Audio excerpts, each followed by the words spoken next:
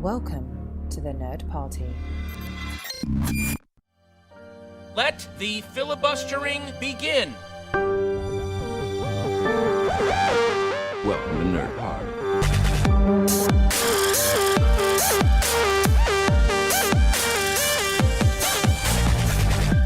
Hello and welcome to Filibuster here on the Nerd Party Network. I'm your host, Lee Hutchison. Throughout August, and mixed in with our regular Filibuster episodes featuring me and Dallas, we'll be bringing you interviews with the incredible and unique talent attending the largest arts festival in the world, the Edinburgh Fringe Festival. To kickstart our month of coverage, I'm joined by three incredible comedians, Bethany Black, Dr. Matt Winning, and Darren Harriott. You won't want to miss their shows, and you'll find out more about their shows in our conversations, and you can find links to them in the show notes where you can book tickets as well. Thanks to them all for joining me, and I hope you enjoy the show and enjoy the interviews. But yeah, thank you so much for joining me today, Bethany. Your show is going to be at the stand through the festival. I always find sometimes it's the best to let the people promote and pick up their own one. Could you kind of tell us a little about your show and what it's about this year? Yeah, my show, it started up, because you have to write your description in January of what your show is going to be about. Geez. And you have to come up with a name in January as well, before you've actually written a word in it most of the time. Yeah, because you do that, I came up with the idea for the show, and it was supposed to be, because I got diagnosed as on the autism spectrum last year. And also, shortly before that, I got diagnosed with agoraphobia. Because in September, my agent said, "Oh, you're going to the Fringe next year," and I went, "I don't know, maybe." She went, "No, I phrased that wrong, Dan. You were going to the Fringe." I went, "Oh, right, okay." I said, "Well, the thing is, I don't really have a show because I don't really go out. I was diagnosed with agoraphobia and autism, so I don't really have anything to write about." And she went, "Hang on, yeah, you do. Write about that." Went, "Oh, right, okay." So yeah, that sort of became the start of it, and as I've worked on it, it seems to have become, because when you're writing these things, the way that I write anyway, is that I go, right, okay, this is what I want to write about, and it's almost like sculpting, so I go, this is all of this stuff, and I'll just carry on telling the story until whatever the real story is eventually shows itself. And I realised, actually quite late in the preview season, that it was all about why I became a stand-up comedian, because that ties in so nicely with the other things, with the agoraphobia and with the autism, and so that's kind of what the show's about, and yeah, about how that gives you freedom and exactly what freedom of speech does mean. Do you think it's one of these ones that, when I kind of read that, kind of with autism and agoraphobia, the idea of coming to a Fringe Festival where, you always read about like what a challenge it is on people's mental health, and, it's glutton for punishment, like these crowded rooms. What's it like kind of to take that on, not just as a comedian, but on a sensory level and a mental health level for a month, really? On an autism level, it's great because it's the one, it's got pluses and minuses. The major plus over the rest of my life is that I get to go to the same place at the same time every single day and say the exact same thing. It's perfect as a comedian to be. It's perfect as an autistic person to be a stand-up comedian, because I get to talk for an hour every day, and I can get anyone who answers back thrown out. It's wonderful. There you go, it's perfect. Perfect for me. So I eat the same thing at the same time every single day, and I do all of the same thing, and try and get as many gigs in so that I can make sure that I've always got gigs throughout the day. But yeah, trying to be among crowds, trying to be amongst people, it's really difficult. And so I spend a lot of time with my headphones on and my sunglasses on, so that I don't. So it just makes it easier just to close down some of that sensory overload, just to make it a little bit easier. Absolutely, and it's a great representation as well to show that people with autism, can come to the Fringe, put on shows. Do you feel that the festival is doing enough for things like representation, giving people a chance, or do you think it's still got a way to go? I still think there's a way to go. I'd liked that there was at the Fringe office, they were handing out special packs for people with autism to help them deal. Yeah, so was it like a backpack or something? Yeah, it was like, that sounds great. And then I watched the entire clip and said, and they've got 50 of these. And I went, that's not enough. That's not going to be enough. It's the Fringe is a fantastic thing because anyone can come and do a show, and that's the ethos of it. But the downside to that is because everything's so expensive, and because to do a comedy show here, you do end up having to spend quite a lot of money, so it really does favour people who are in a position to be able to spend that money beforehand. So there are ways in which it could really, really help with just getting more people, just getting almost all of humankind is represented here. Absolutely. But I think there are things that could be done to make it easier, because for everyone like me, or for every show that's dealing with something that's a little bit out there, like, especially with every comedy show. You've got half a dozen middle-class white 25-year-old guys who went to public school who have decided to come and do a sketch show and have a picture of them somewhere on the Royal Mile. Wacky faces. Yeah, either wacky faces or looking like they've been stunned, you know? Yeah, absolutely. And do you feel that kind of with, obviously, this kind of transgender visibility as well, something you've been very kind of vocal about, is it again one of these ones that, does the festival have ways to go and sort of finding that kind of representation there as well? I think so, yeah, because being trans, I remember 10 years ago when I did my first show, which was kind of my coming out story, and just how difficult it was to try and get an audience in for that, and how it seemed that mine was the only one, the only story like that, and I was going out and trying to find people to come in to see the show, and it was really, really difficult. There's always been a lot of like drag shows at the Fringe. There's an awful lot of drag shows which people often mistake for that, and that's, you know, the amount of people when I talk about being trans who come and go, I saw the Ladyboys of Bangkok, like that's somehow like they'd go up to any black person and go, I saw a black and white minstrel show. Like, you know, it's. I mean, people would do that, I'm sure, idiots, but yeah, they don't recognise that it's not the same thing at all, and it's not representative. And so I think, there is a way to go with that. I'm curious as well, how do kind of, we were sort of talking there, like, you know, you can almost have this image of, and you do see, especially something like Edinburgh, is that a lot of the crowd, and I say this as one for myself, is that white middle class people. How do they meet some of your work sometimes? Because it's so bold and striking, and like, do you feel that they're meeting you in the crowd, or it's one of these ones they're like, it's maybe something they've dropped into?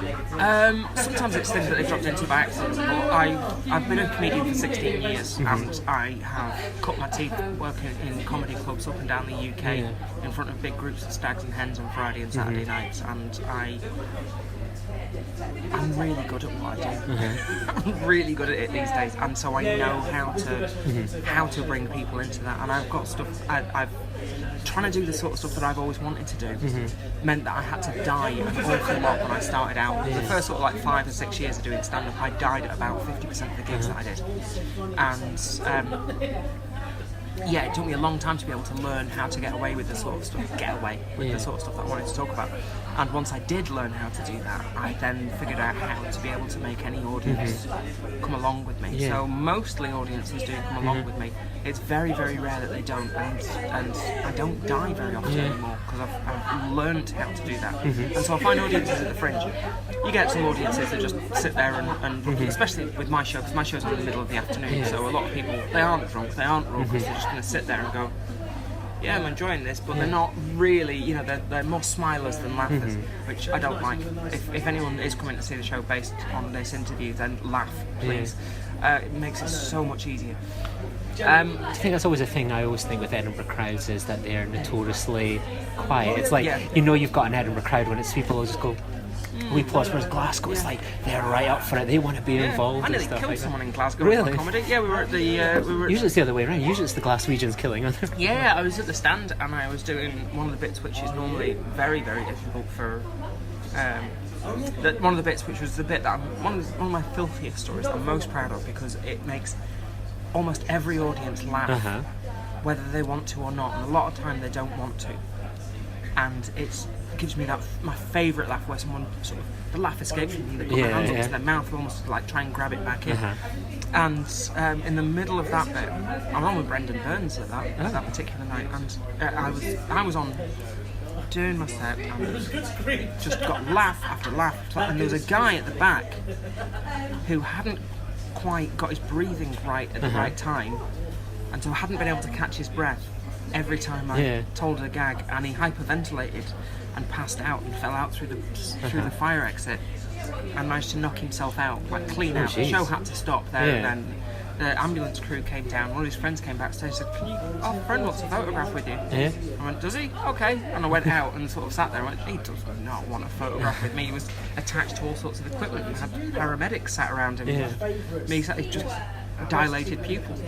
But yeah, Glasgow audiences, between the two, like Glasgow audiences that really, really go for it, really raucous, really, and I love Glasgow's one of my favourite places in the world to play. Have you found that you've been, like, obviously you've been a Fringe regular, have you found your audience has been kind of growing and changing over the years? You've been in sort of shows like Cucumber and Doctor Who and stuff like that, you've got that representation on TV, and now are they coming and finding you going, I recognise you, I know you from something, Yeah, they do. I mean, initially when I was in Cucumber and Banana, that took a while for me to, that was like the first thing I bidded on television.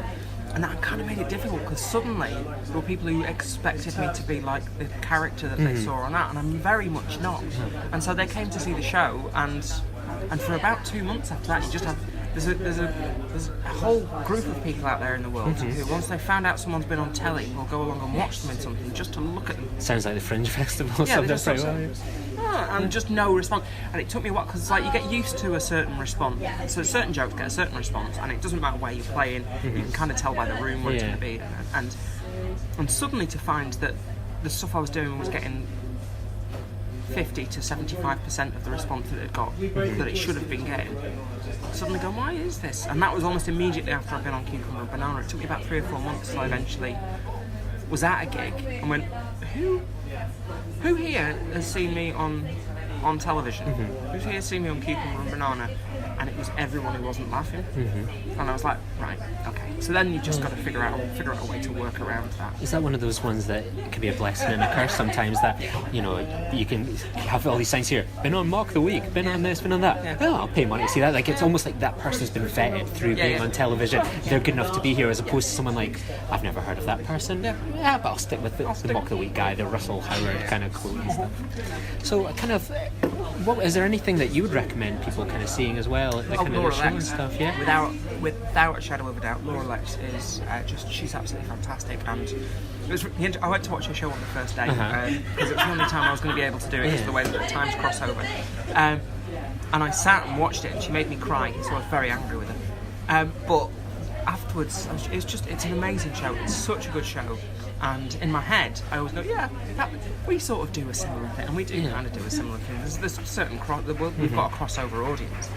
And then I went and listened to my Edinburgh preview on my phone and went, no, she's way better than I am.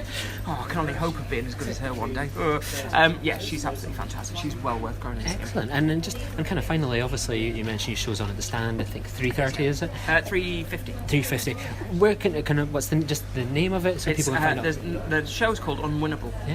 And if people want to kind of find you on social media, you're a cracker on there and stuff. Where can people find you? Find me on Twitter at Bethany Black, BEFFERNIE BLACK. It was based on I used to work for a credit card company, and one of my co-workers went and put my name in notes and didn't know how to spell it. I'd only ever heard it pronounced, and so it came out was spelled that way. Bethany Black. I'm on Twitter. I've got a fan page on Facebook, and I'm on all of them. I'm on Instagram. I'm on Snapchat. I don't really use Snapchat. I'm even on Mastodon. I don't even know what Mastodon is. I assume it's like a gaming thing, probably. It's like Canadian Twitter. There you go. It's like Twitter. A lot of bacon chat, is it? Yeah, well, it's more that they went and booted off all of the Nazis and then don't allow them on. There you go. Sounds a much better platform for it. It is. It's like our gaff, our rules, and Perfect. Well, thank you so much, and good luck with the Fringe. I know it's early days, but good luck with everything, and all the best. Cheers. Thank you very much for joining me, Matt. So you've got another show here again at the Fringe Festival. Do you want to tell people about what this year's one is? Yes, indeed. So this year's show is called Climate Strange, which isn't just a catchy title.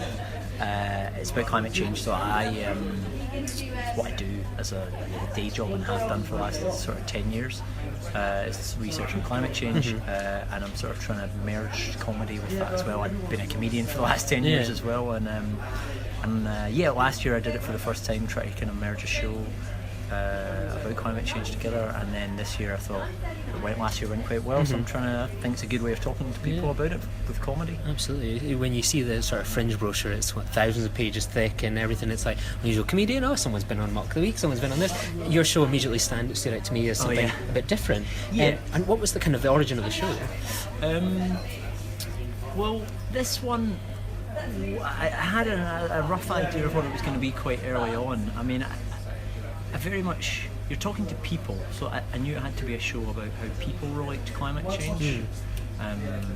had an interest in. I did a preview a month ago, maybe a month and a half ago actually. At the end of it, someone came up to me and was like,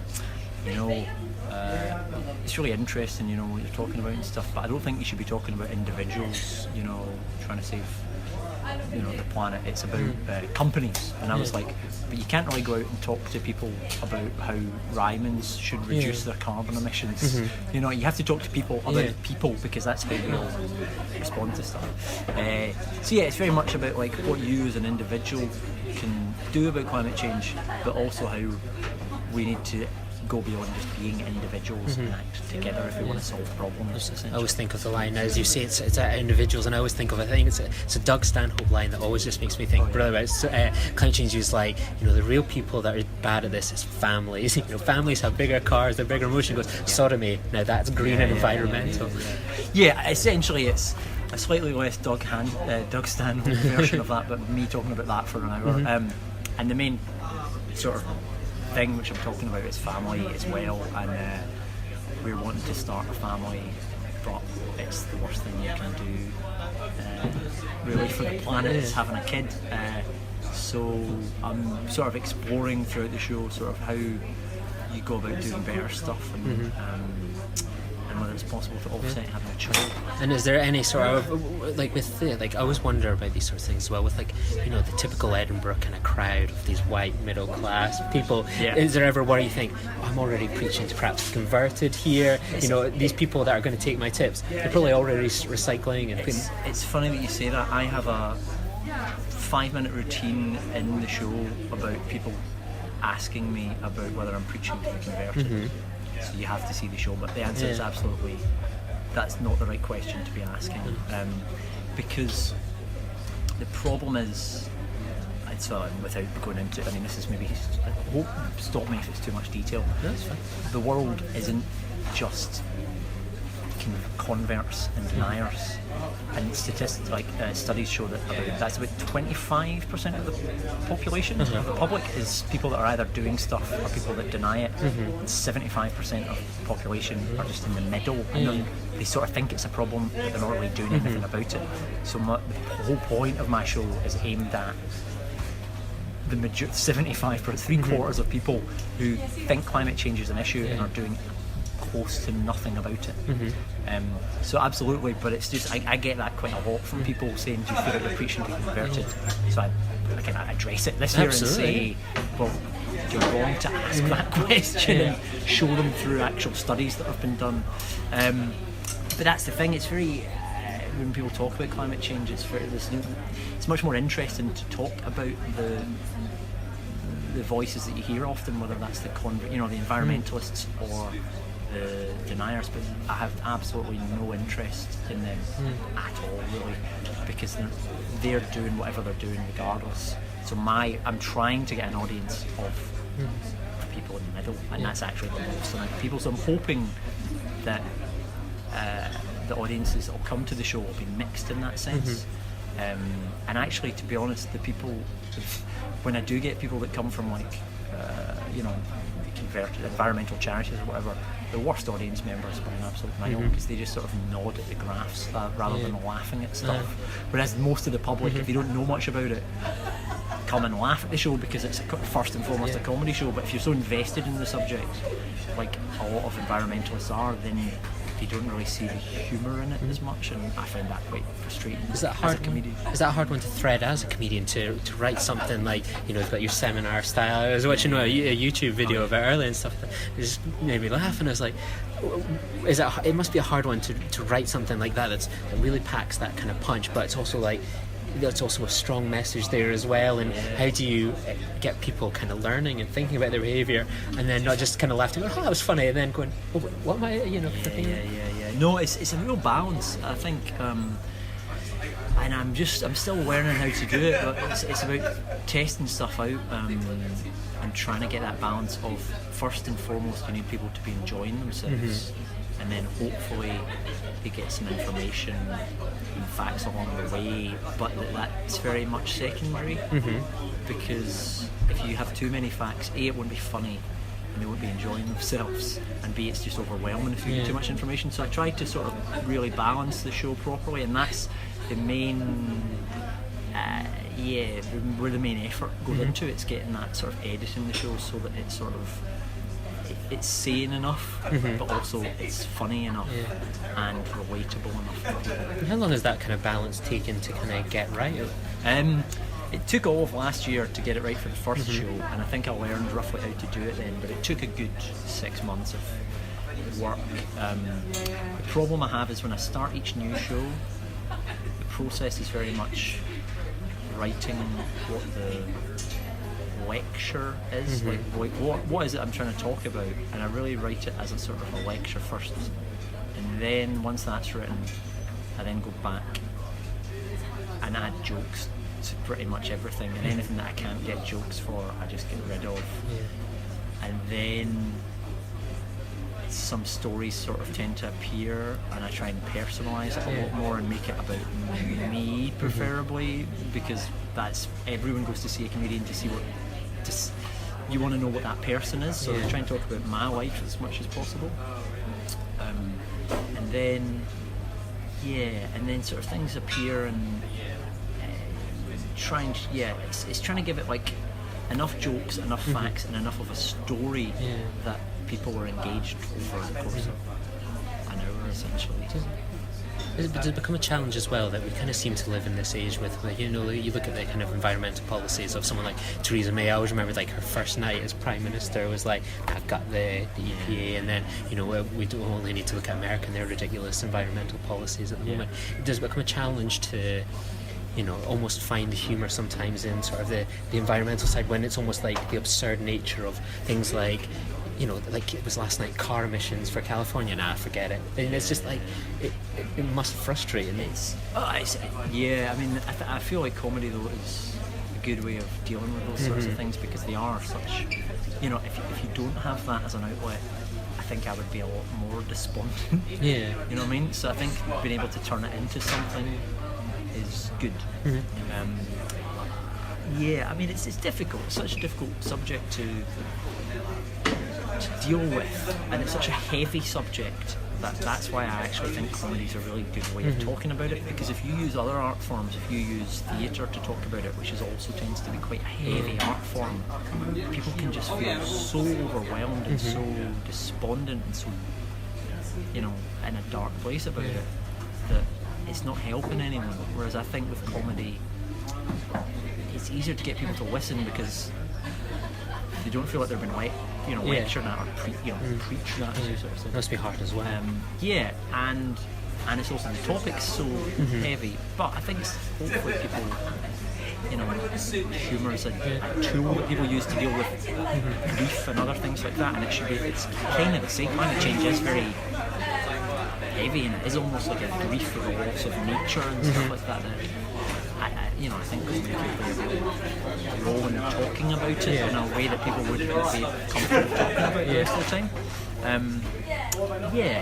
Is there a kind of excitement that people are turning up to a show like this? You did something similar last year, and again that people are actually turning up to see a comedy show about climate change, amongst all these things where it'd be like, it'd be easy to go see the laughs and those kind hopefully, and the more people that come, often people arrive and they don't really know maybe what it's going to be like, or they're a bit hesitant about, as you say, seeing it going, but then if you can make it as funny as it possibly is, then they'll leave going, well, I enjoyed that. Like, if it's not funny enough, they will get put off. As you say, like, people would be like, well, I'll just go and see the other thing. So you have to make it as funny as everything else, so that they go, oh, it was funny, and I learned stuff on top of it. And it has to be like, that has to be the sort of secondary thing.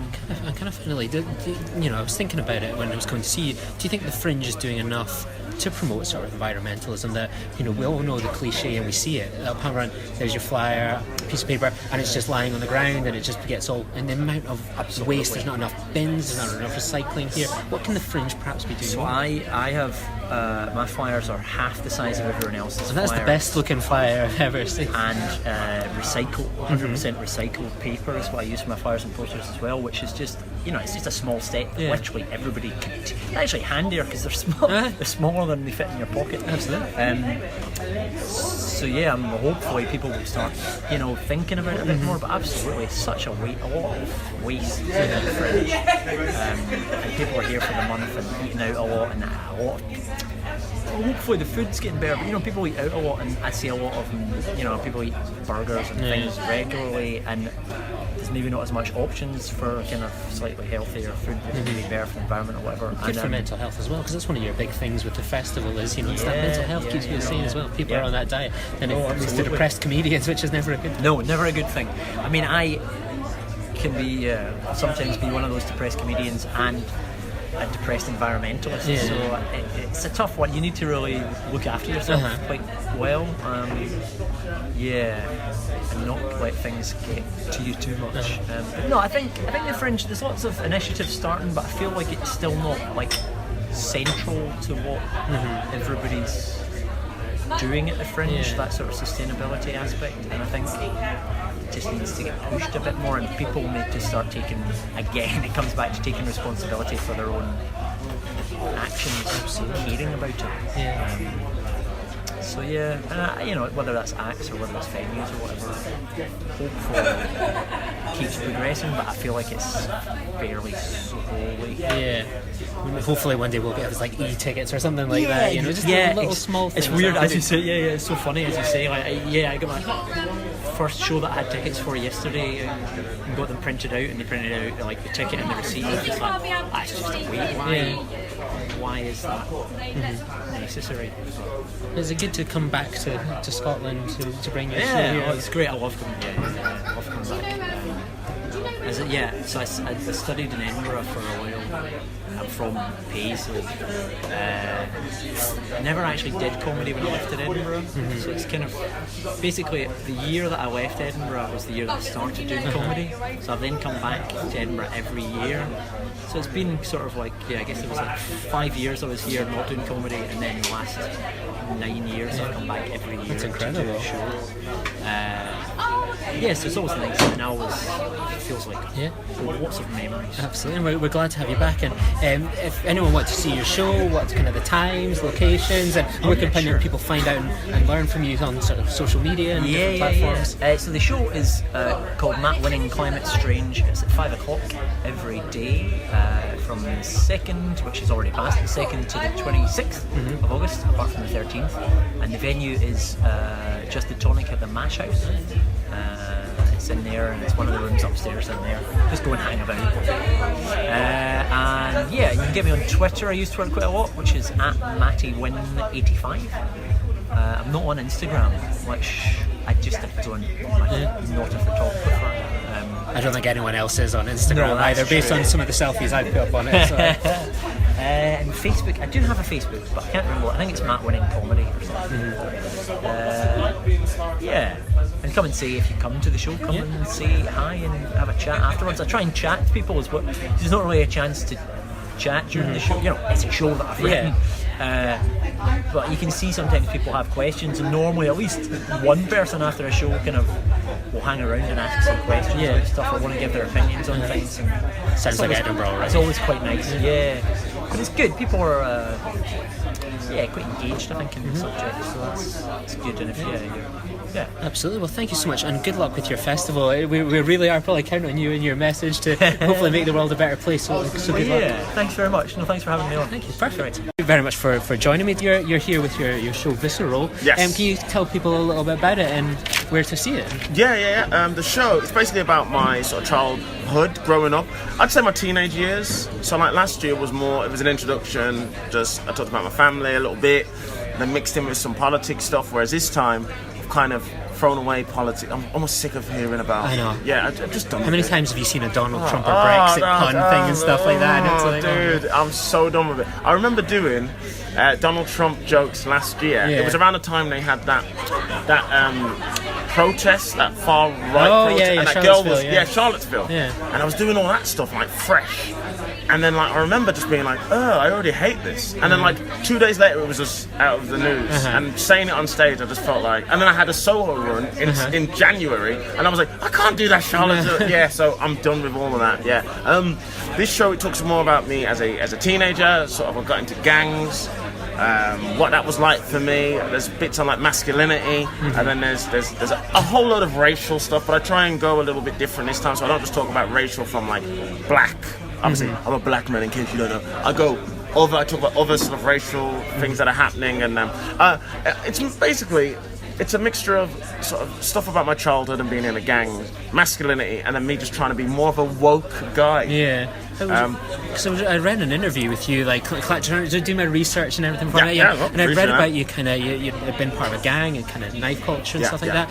What's the journey from something like that to here you are? You know, you've been on some of the biggest stage, television, and here now a run at the festival. I mean, I say it on stage. I just feel like grateful and lucky because it's like people say, "Oh, you was in a gang, whatever." I mean, we weren't no big gang or anything like that. It was more just like a bunch of teenagers who were all fatherless, and this was their masculine presence, I guess, was just this gang.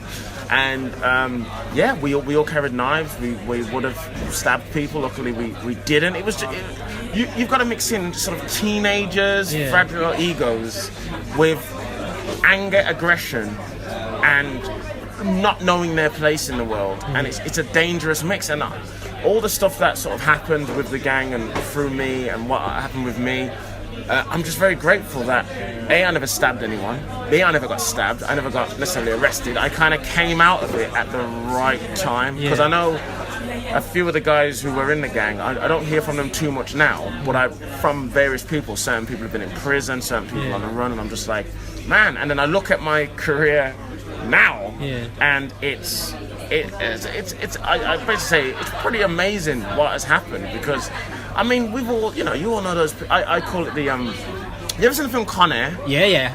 Con Air's a classic. I'm immediately thinking of him holding hostage the bunny and stuff like that. That's the exactly. Put the bunny in the basket. I always think of the beginning of Con Air, where he's just a ranger looking after his pregnant wife.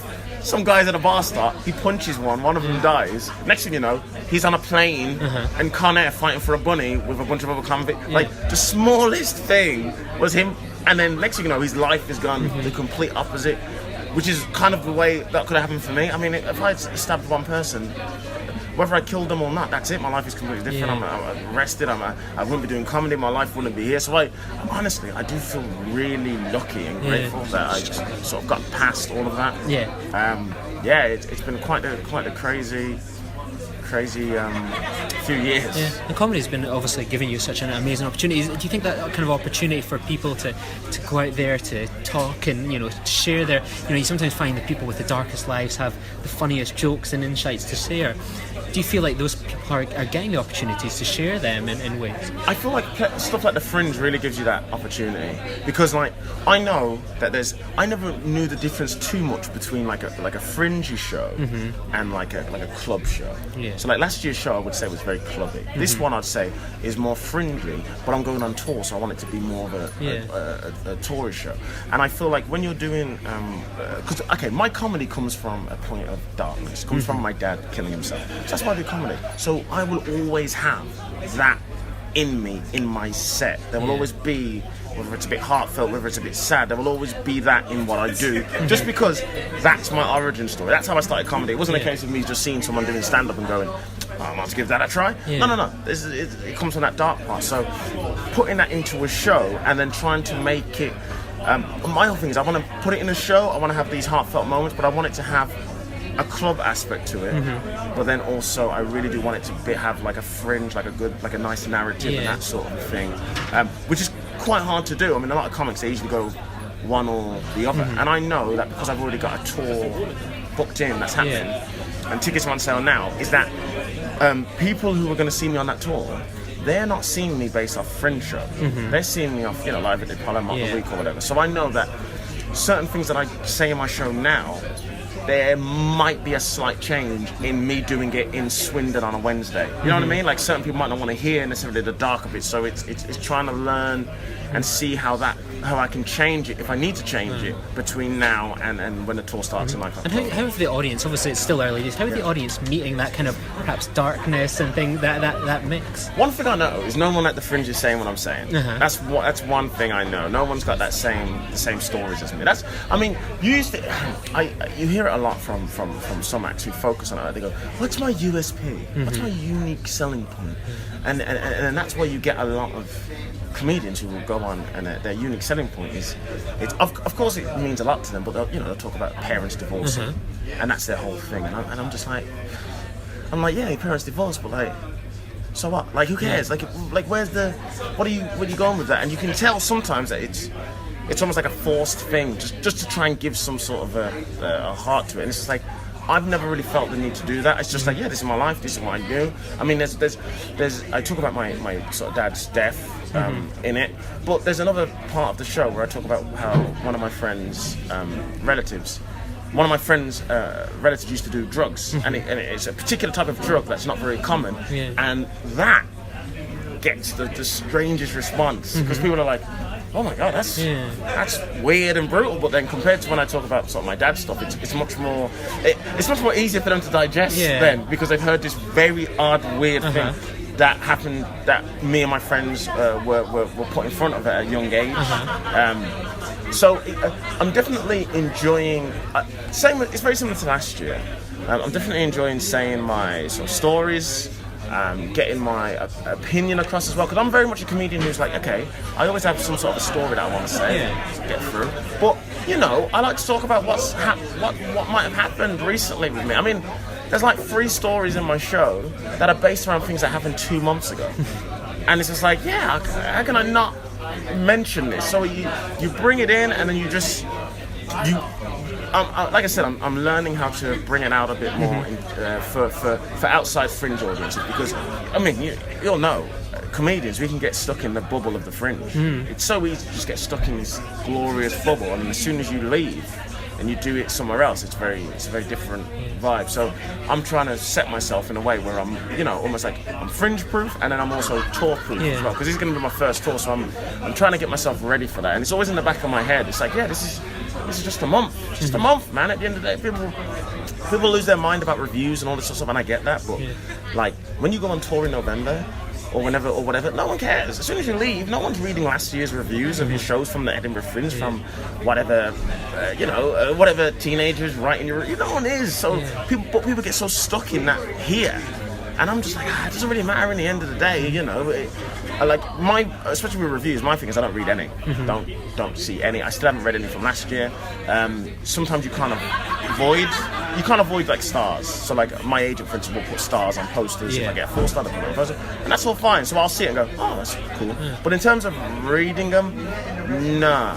I feel like as an act, you should just know yourself whether that might need a change, or what kind of impression am I giving off here. But this year I've got a director who's helping with my show, so there's a second opinion as well, who can see and go, maybe you need to like that, because I feel like some acts, even acts who are my friends, they get really lost in what the reviewers say, and it really ruins their Fringe, and I'm just like, just enjoy yourself. It's a privilege. Is that the challenge of, because it is such an intense month, and you hear the horror stories of mental health, and you're walking into a room that's half empty, and like, is that the sort of thing of just like, I'm just going to go out there, doesn't matter about reviews, and just do the job? I go out there, I try not to worry about reviews. I think about the fact that technically we are privileged. I mean, how many countries actually have stand-up comedy, and how many countries have a stand-up comedy festival?